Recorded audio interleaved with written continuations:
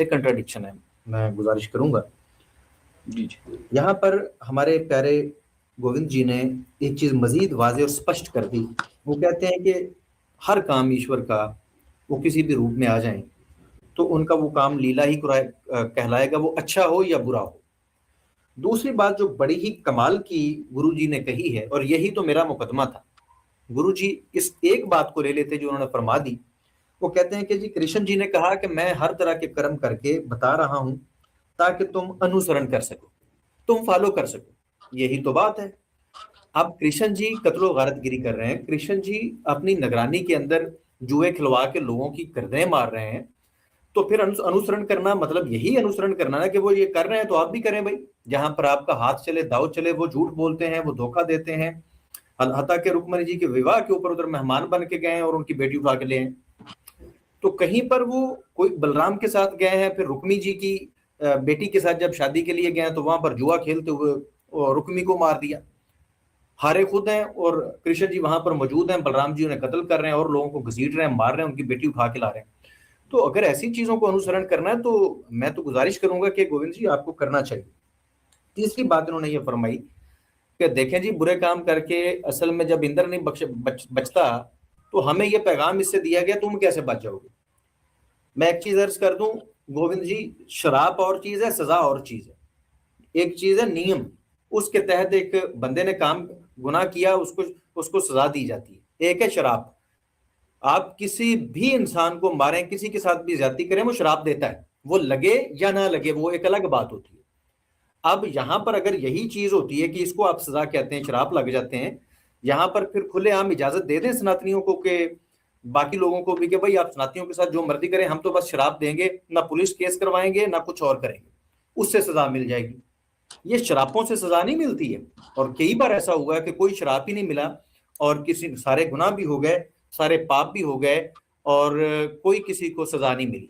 शराब बददुआ का लग जाना ये और बात है, सजा का होना अलग बात है। मिसाल के तौर पर यहाँ पर हमारे मोहल्ले में एक आदमी दूसरे आदमी को कत्ल कर देता है, उसके घर वाले उसको शराब देते हैं कि जा तू भी मर जाएगा। एक है ये चीज को वो मर गया, तो क्या मैं इसको कहूंगा ये सजा दी है सोसाइटी ने या देवताओं ने? नहीं, ये कोई सजा नहीं है। कोई नियम होने चाहिए थे कि उसके बंदे को पुलिस पकड़ती, सोसाइटी उसको पकड़ती, उसको पनिश करती। शराबों के सर पे रखा हुआ है सनातन धर्म को, तो ये तो और भी बहुत ही बुरी बात है। मैं इनके लिए मैं मजीद आसान कर दूं, क्योंकि जितने मैंने धर्मशास्त्र पढ़े हैं यहां पर तो बंदे बंदे को भगवान और ईश्वर कह दिया जाता है। कितने लोग हैं जिनको कहा गया कि ये तो विष्णु से भी आगे है, ये तो इंद्र से भी आगे है, ये तो शिव से भी आगे है, ये तो स्वयं परमात्मा है। ये त्रिमूर्ति की बात नहीं है। सनातन धर्म ने खुदा के तस्वुर को मजाक बना के रखा हुआ है। बंदा बंदा खुदा है। अब खुदा भी किसी की पूजा उपासना करता है क्या? क्या ईश्वर भी लोगों की उपासना करता है? लेकिन यहां पर आप देखेंगे कि ईश्वर भी पूजा उपासना करता है। वो मैं बातें रखता हूं, लेकिन अभी तो मैं जस्ट ये बातें खुलासे के तौर पर बयान कर रहा हूं जो पंडित जी ने बयान की। अब मैं आपके सामने कुछ और चीजें भी रखना चाहूंगा और फिर हम आचार्य जी से बहुत कुछ सीखने की भी कोशिश करेंगे। अब मैं इनसे पूछूंगा पंडित जी से कि कुछ चीजें मैं रख रहा हूं, अब आपने मुझे इनकी वजाहत करनी है कि इनका शराब कहां पर लगा है। भाई एक बार शराब लग गया तो आपने हर बार ही डाल दिया। और मैं आपको बताता हूं कि बल्कि सबसे पहले यहां से चलते हैं, अब देवताओं की बात करते हैं। ये आपके सामने भगवत गीता मौजूद है, इसका चैप्टर नंबर आपके सामने इस वक्त 9 मौजूद है और इसका टेक्स्ट नंबर 30 मौजूद है।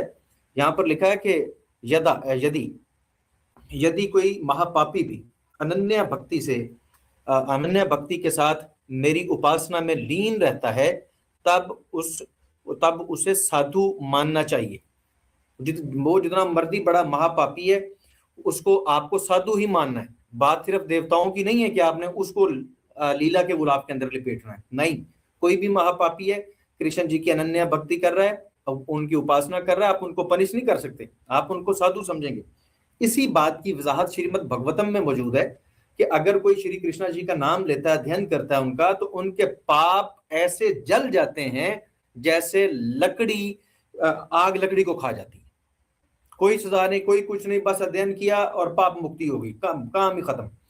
और भक्ति की इतनी ज्यादा अहमियत है कि आपकी सोच है। एक तरफ ये कह रहे हैं कि स्वयं ईश्वर स्वरूप है, और एक तरफ भगवतम के अंदर लिखा हुआ है कि एक दफा ब्राह्मण गया और उसने जाके विष्णु जी अपनी पत्नी के साथ लेटे हुए थे, वो अंदर बदतमीजी से दाखिल हुआ और उसने जाके लात मारी विष्णु जी के सीने के ऊपर।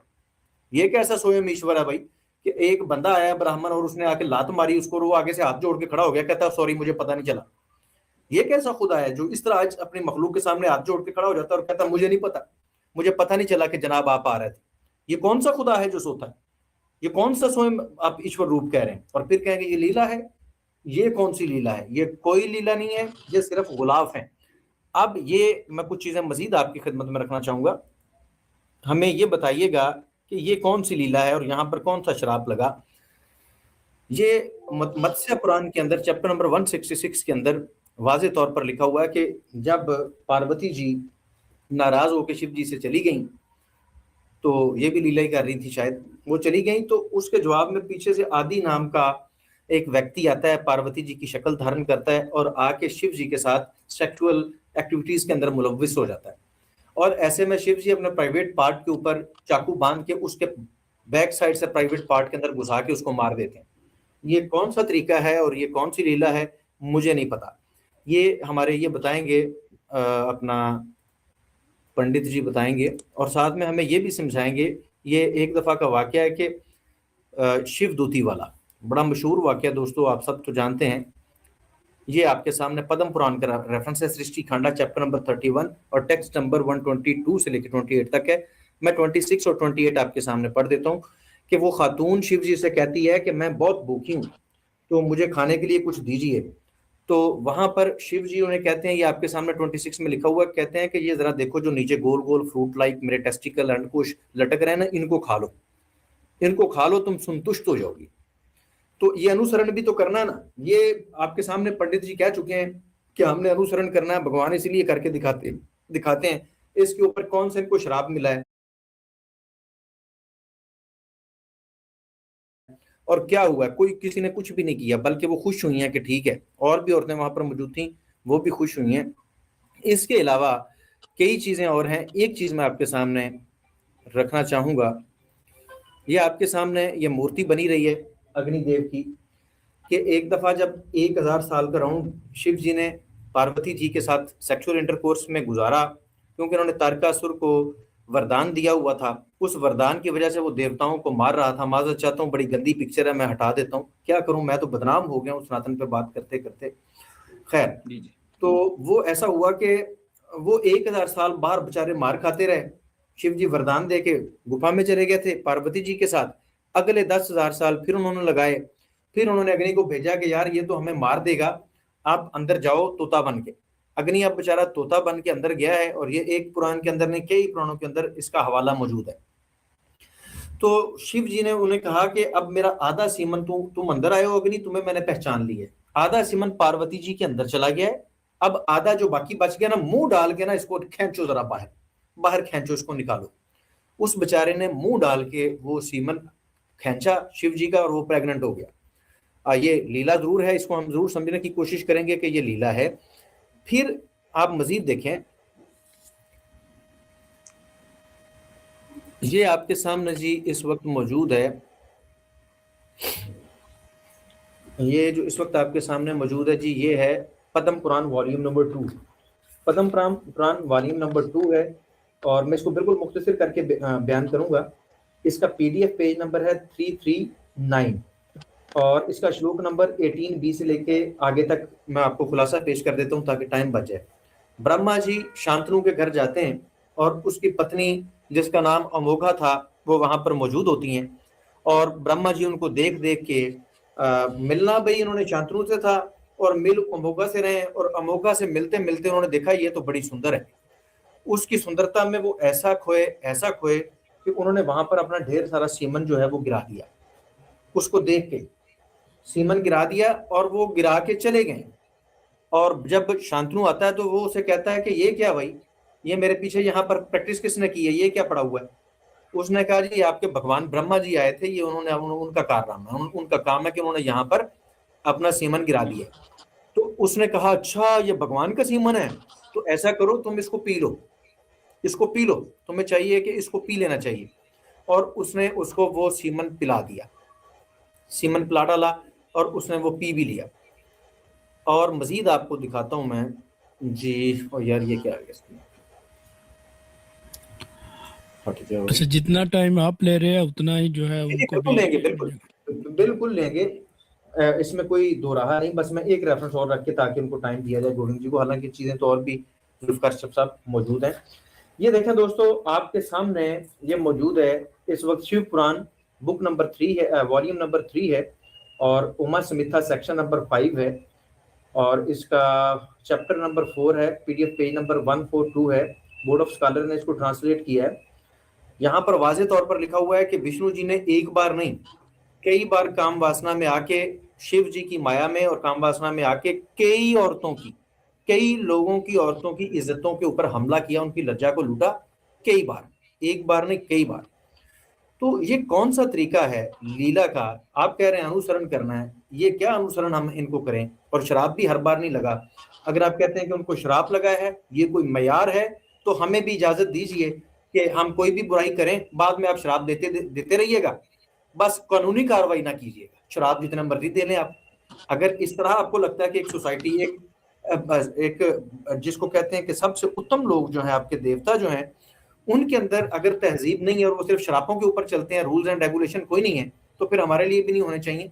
यहाँ पर आप आजाद छोड़ दें अपने आप को, बल्कि सब जुल्म का शिकार आप लोग हों, बस शराब देते रहिएगा, जिसको लग गया ठीक है, जिसको ना लगा खैर है। तो इस तरीके से तो कोई तरीका और कोई सोसाइटी नहीं चल सकती। जी गोविंद जी, बहुत बहुत शुक्रिया। आपने अराउंड अबाउट 12 मिनट लिए हैं, तो हम जो है गोविंद साहब को भी जो है वो 12 मिनट के अराउंड अबाउट देंगे। अगर वो ज़्यादा भी लेना चाहें तो उनको हम, क्योंकि गेस्ट हैं, देने के लिए रेडी हैं। जी गोविंद भाई, आप अपनी बात को रखिए। जी, ऐसा नहीं है कि हमने कभी भी कहा है कि श्राप देने से कार्य चलेगा। इसीलिए भगवान श्री कृष्ण भगवद गीता बता रहे हैं, चौथा अध्याय 13वें श्लोक में, चातुर्वर्ण मया सृष्टम, कि मैंने ही चार जो है वर्णों की विभाजन किया है, फिर शास्त्रों में उनके कर्तव्य बताए हैं। ठीक है, दंड नीति जो है वो राजा के अधीन होती है मनुष्यों के लिए। हाँ, श्राप कभी ऐसा हो सकता है, कोई किसी को बददुआ दे सकता है, पर ठीक है, वो उसको लगेगी नहीं लगेगी, वो आपकी बात बिल्कुल ठीक है। वो हम भी सोसाइटी में देखते हैं। ऐसा नहीं है कि मेरे साथ किसी ने बुरा किया, मैंने श्राप दिया तो उसको लग ही गया। ठीक है, हो सकता है पहले वो छोटे मकान में रहता, आज उसके पास 4 बड़ी गाड़ियां हैं। ठीक है, तो ऐसा नहीं है। ये बात आपकी बात ठीक है, बिल्कुल ठीक है, इसमें कोई दिक्कत नहीं। लेकिन बात यह है कि सर्वप्रथम ये जानना है, क्या देवताओं को किसी प्रकार की पुलिस से पकड़वाया जा सकता है? ठीक है, जो कि स्वयं ही परमात्मा के अंश मात्र हैं या उनके स्वरूप मात्र हैं। इसीलिए मैं आपको बार-बार रिक्वेस्ट कर रहा हूँ, जो अली रज़ा भाई हैं या हमारे जुल्फ़िकार भाई जी बैठे हैं, एक बार कृपया आप गरुड़ पुराण के अंतर्गत या महाभारत के अंतर्गत विष्णु सहस्त्रनाम को पढ़िए। ठीक है? सब देवता जितने भी हैं, उन्हें ईश्वर का ही, अर्थात भगवान श्री हरि का ही स्वरूप कहा गया है, वो कोई भिन्न नहीं है। अब जैसे आपने कहा कि भृगु जी ने जाकर के लात मारी उनको, विष्णु जी को, हैं, विष्णु जी जो है वो सोए हुए हैं। ईश्वर भी सोता है। चलिए, ईश्वर की अपनी इच्छा है, वो सो सकता है यदि चाहे तो, ठीक है। हालाँकि सोने की यदि उसको ज़रूरत है तो उसको हम ईश्वर कहेंगे नहीं। ज़रूरत होना और इच्छा होना फ़र्क है, ठीक है। तो श्रीमद् भगवद गीता 10वां अध्याय 25वां श्लोक खोलेंगे ना, ठीक है, 10-25 खोलेंगे तो आपको पता चलेगा। भगवान श्री कृष्ण बता रहे, ऋषियों में भृगु मैं ही हूँ, ठीक है। मैं ही ऋषि भृगु हूँ, जिन्होंने जाकर विष्णु जी के ही वहां पर वक्षस्थल पर लात मारी थी, ठीक है। तो इसीलिए मैं बार बार कहता हूं, एकता का प्रतिपादन होता है ग्रंथों में। भृगु ऋषि कोई अन्य नहीं है, वही विष्णु है, वही कृष्ण है, और वही भृगु है, वही शिव है, वही इंद्र है, वही धाता पूषा पृथ्वी अग्नि सोम चंद्र वायु आदि सब एक ही परमात्मा के भिन्न स्वरूप है, ठीक है। एकता का प्रतिपादन यहाँ पर होता है। और दूसरी बात है कि मेरे अंडकोश खा लीजिए, या फिर जो ब्रह्मा जी का जो सीमन वाली बात हुई है, ठीक है, उसके लिए पूरी कथाओं का अध्ययन करना पड़ता है। ये कथा बहुत दूर से चलती है और बहुत आगे तक जाती है। हालांकि इसके आगे जाके इसके कॉन्सिक्वेंसेस भी बताए जाते हैं कि मेहमानों से किस प्रकार से, ठीक है, इस प्रकार की लज्जाशील बातें नहीं करनी चाहिए। आड़ी की बात रहती है, तो आड़ी को जो श्राप मिला था, जिस प्रकार से उसने मरना था, उसी प्रकार से उसको मार दिया जाता है। इससे हमें ये पता चलता है कि दुष्टता का अंत अनिवार्य है, ठीक है। शर्म हया से बच के रहना, अपनी लाज शर्म में रहोगे तो दुष्टता को बढ़ते हुए थोड़े देखेंगे। आड़ी तो जो है असुर था, ऋषियों का वध कर रहा था, ठीक है। किसी भी प्रकार से बुराई का अंत कर ही देना चाहिए। हमारे भारतीय सेना है या पाकिस्तान से यदि आप हैं, मुझे पता नहीं, आपने कल बोला था इसलिए बोल रहा हूँ, तो वहां पर भी स्नाइपर्स होते हैं, ठीक है। छुप के भी कहीं जंगल में वो लेकर कैमोफ्लेज डाल के भी अपने ऊपर गोली मार देते हैं दुश्मन को, ठीक है। अब कोई ये थोड़े कहेगा कि वो कायर है। हमारे वालों को भी या आपके वालों को भी, या अमेरिका हो, इजराइल हो, कोई भी दुनिया का मुल्क हो, ठीक है, तो ऐसा नहीं, दुश्मन को समाप्त कर ही दिया जाता है किसी भी साम दाम दंड भेद से। मैं अपनी बात बस यही रख रहा हूं कि सामाजिक न्याय जो होता है वो बदुआओं पर या शराब पर नहीं टिका होता, इसीलिए 4 वर्ण बनाए गए हैं और चारों को अपना अपना काम दे करके छोड़ दिया गया है, ठीक है।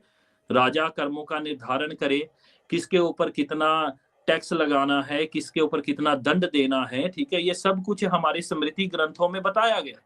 राजाओं के लिए पूरी आज्ञा दी गई। श्री राम जी ने जब बाली को मारा था तो उसने कहा कि मैं युद्ध में लगा हुआ था, आपने मेरे को मार डाला। वहां पे भगवान यही बता रहे हैं, ठीक है, कि अधर्म तुम मुझे न सिखाओ, अधर्म से तुम पैदा हुए हो, और यदि इस प्रकार के कार्य करोगे, दूसरे की जो है वो बीवी को तुमने अपने पास रखा हुआ, तो मेरे से किसी भी प्रकार की दया की उम्मीद मत रखना, ठीक है। हालांकि ये कहा जाता है भगवान ने पेड़ के पीछे छुप के उसको मार दिया था, ऐसा कोई जिक्र वाल्मीकि रामायण में नहीं, ठीक है। तो मैं बस ये बता रहा हूँ, सामाजिक न्याय समाज होता है, परंतु देवताओं के लिए कोई पुलिस नहीं होती, उन्हें ईश्वर स्वयं ही अपने रूप में दंडित करते हैं, ठीक है, और दंड भी ईश्वर स्वयं ही भोगते। एकता का प्रतिपादन है ना, इतने सारे रूप भगवान के ही हैं, इसलिए वही श्राप देते हैं, वही श्राप को भोगते भी हैं। तो ये बहुत सारी चीजें हैं जो अभी हमें समझना है। मैं आपको भृगु ऋषि की जो बात आपने छाती पे लात मारने वाली है, उससे मैंने बस यही समझा। और रही बात अनुसरण करने की, तो संसार में जो कार्य करणीय है, जो अकरणीय है, ये अर्जुन पूछ रहा है आगे चल के। मैंने जो बताया था कि त्रिलोक में मेरे लिए कुछ भी करना जो है वो जरूरी नहीं, तो अर्जुन जब 16वें अध्याय में पूछ रहा है अंतिम भाग में कि कौन से कर्म करूं या कौन से नहीं करूं, तो भगवान श्री कृष्ण ने अर्जुन को यही बताया है, तस्मात् शास्त्र प्रमाणम, ठीक है। जो शास्त्र तुझे करने के लिए कहता है वो तू कर, और जिसकी मनाही है वो मत कर। तो फिर शास्त्रों का अध्ययन करना पड़ता है कि कर्मों के संयोग में कौन से, फिर हम गरुड़ पुराण आदि को खोलते हैं, महाभारत के शांति पर्व को खोलते हैं, ताकि हमें पता चले हमें कौन से कर्म करने कौन से नहीं। अब एक बात और भी है श्री कृष्ण जी की, आपने बात कही है कि उन्होंने वहां पर जो है रुक्मी आदि को मार डाला। रुक्मी को मार ही डालना था क्योंकि वह राक्षस था, ठीक है। उसने भिन्न प्रकार की स्त्रियों का अपहरण किया था और भिन्न प्रकार के ऐसे कार्य किए थे जिसको राजा जो है वो दंडित नहीं कर रहे थे उनको, क्योंकि वो डरते थे उससे। श्री कृष्ण ने जाकर के गला काट दिया उसका, ठीक है।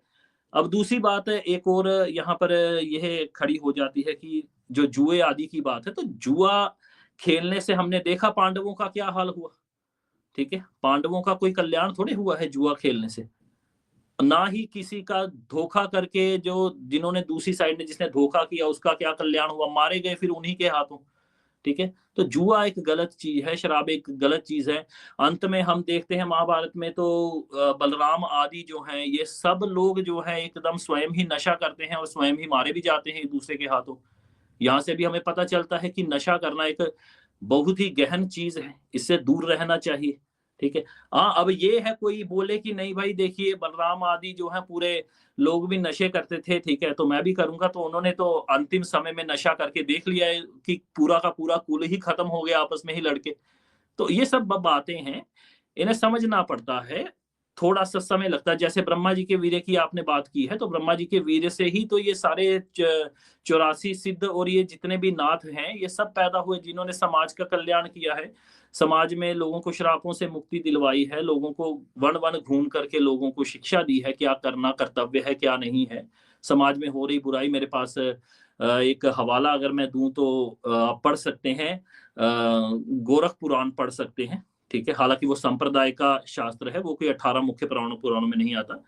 तो इस प्रकार की ये चीजें हैं, ऐसा नहीं है कि कोई भी निरर्थक कार्य हो रहा है, ठीक है। मैं इस बात को यहीं पे संपूर्ण कर रहा हूँ, बाकी आप रखिए अपनी बात को, कोई दिक्कत नहीं। जी बहुत शुक्रिया। मैंने आपकी कुछ बातें नोट की हैं, मैं अभी वो भी अर्ज करता हूँ। और आपने महाभारत का क्योंकि जिक्र किया, तो एक चलें तबरकन मैं महाभारत का हवाला भी दूंगा कि शास्त्र क्या करने को और क्या ना करने को कहते हैं। दोस्तों ये आपके सामने महाभारत मौजूद है, और भारत के अंदर